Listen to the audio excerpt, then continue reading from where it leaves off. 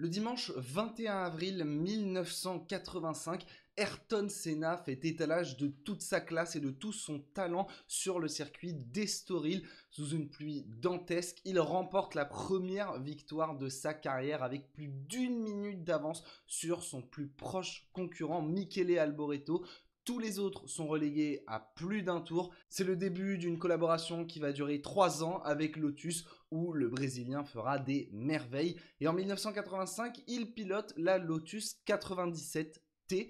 Mais alors pourquoi je vous raconte tout ça? Eh bien c'est parce qu'aujourd'hui, Altaïa m'a envoyé les 3 premiers numéros d'une collection qu'il lance pour construire cette fameuse Lotus 97T, une réplique extraordinaire dont on va parler aujourd'hui.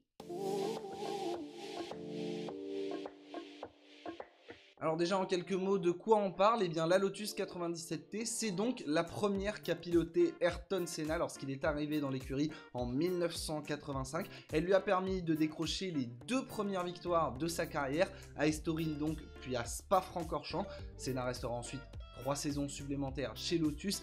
C'est une voiture iconique par son look et par ses résultats, avec ses fameuses couleurs noir et or du sponsor titre de l'époque que l'on ne peut pas mentionner en France à l'heure actuelle. Et également ce numéro 12 du Brésilien qui restera en mémoire en Formule 1. C'est une voiture qui a vraiment marqué le début de carrière du Brésilien. C'était pas vraiment ses premiers exploits parce qu'il en avait déjà fait auparavant chez Toleman, mais c'était la première fois qu'il avait une machine qui lui permettait de se battre pour la victoire. Cette année-là, il signe même 7 pole positions. C'était le début d'une légende et une voiture donc qui est très intéressante à analyser aujourd'hui. Altaïa vous propose donc de construire cette réplique fidèle à l'original dans les moindres détails. C'est une grosse réplique, elle est à l'échelle 1/8. 1/8, c'est-à-dire qu'elle va faire 50 cm une fois pleinement construite. J'ai une petite comparaison ici. Cette voiture-ci, qui est une Arose de 2001, est à l'échelle 1/18, ce qui veut dire qu'elle va faire plus du double de la taille de celle-ci. On va donc être sur une réplique vraiment assez exceptionnelle. En termes de qualité, les matériaux, c'est notamment du métal, donc ça va donner quelque chose d'extrêmement propre. Et ça va être également très fidèle à la réalité, puisqu'elle est sous licence officielle Lotus et Institut Ayrton Senna. En termes de prix, il faut savoir que cette collection va vous emmener sur 110 numéros, donc c'est quelque chose que vous allez vraiment prendre plaisir à construire tout du long. Il va y avoir des détails qui vont être franchement trop cool à construire, notamment le moteur, le moment où vous allez mettre le moteur, ça va être vraiment, je pense, super beau à voir. Mais aujourd'hui, on va se concentrer sur le début. Et justement, le début, le premier numéro est disponible à 99 centimes, le deuxième à 4,99 €. Et puis par la suite, ce sera au prix de 11,99 € par numéro. À noter qu'ils sont envoyés par des packs de plusieurs. Bon, ça pour les détails, je vous laisserai aller voir en description. Je vous mets justement le lien de cette collection en description si vous êtes intéressé. Si vous souhaitez l'acheter, utilisez le code LOTUSFR. Et notez que pour les 1000 premiers à s'abonner, vous recevrez cette même voiture à l'échelle 1,43. Donc pour la collectionner, 1,43 ça va donner quelque chose comme ceci. Voilà, c'est pas la même voiture, c'est 78, mais ça ressemble un petit peu. Et vous aurez aussi des cadeaux que je vous laisserai découvrir tout au long de l'abonnement, notamment des mini casques d'Ayrton Senna, une casquette, un poster.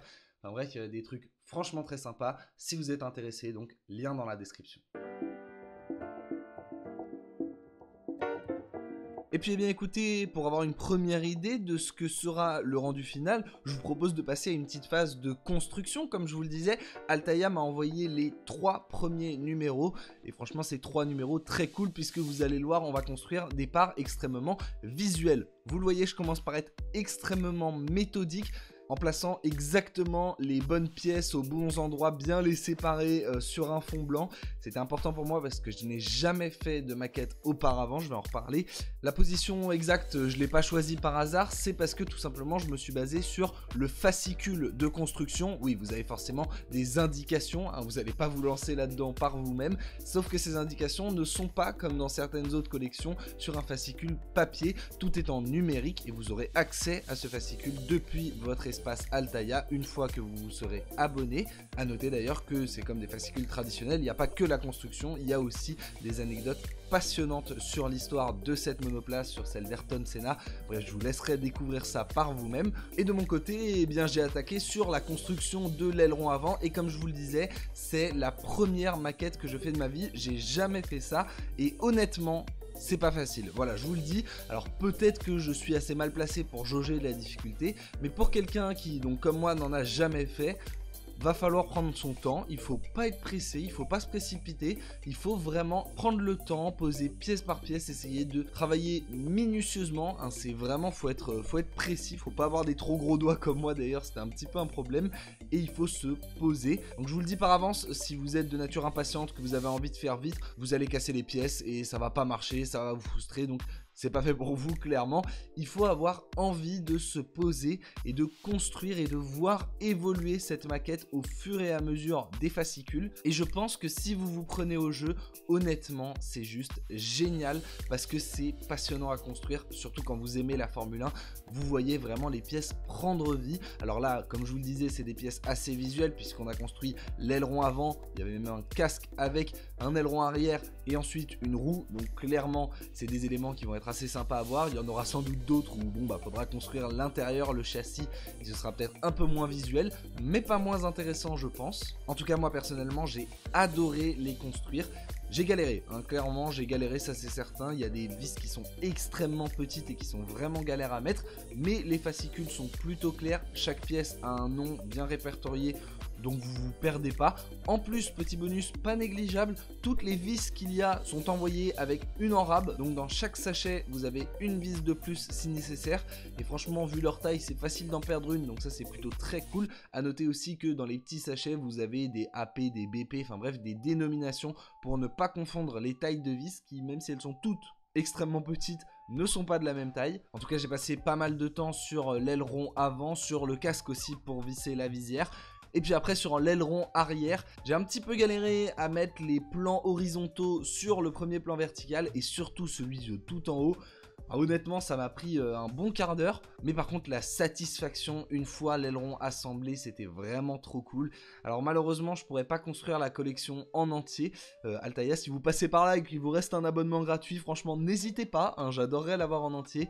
Mais voilà, personnellement j'aurais pas forcément l'envie de mettre les moyens dans cette miniature, même si elle est magnifique, je vous le dis très sincèrement, je préfère en avoir plusieurs plus petites. Mais par contre si vous voulez avoir une belle miniature, franchement foncez, elle est vraiment magnifique. Alors les pièces que j'ai construites là, forcément on était sur des ailerons, donc c'était du plastique. En revanche c'était bien du métal pour la jante et le casque. D'ailleurs j'étais étonné, le casque est extrêmement bien fait. Donc je pourrais pas vous donner d'avis définitif sur la maquette en elle-même. En revanche sur les pièces que j'ai construites, elles sont magnifiques. Elles demandent vraiment une certaine rigueur, hein, il faut être précis dans son travail. Mais franchement le résultat est vraiment top. Sur ce, eh bien, merci à tous d'avoir regardé cette vidéo. Vous pouvez voir le rendu final de ces 3 premiers fascicules. Comme je vous le disais, si vous souhaitez commencer cette construction, eh bien, rendez-vous dans la description. Et quant à nous, on se retrouve ce dimanche pour le Grand Prix d'Espagne en direct sur cette chaîne YouTube. D'ici là, eh bien, écoutez, portez-vous bien, c'est le plus important. Et sur ce, moi je vous dis à la prochaine. Ciao, ciao!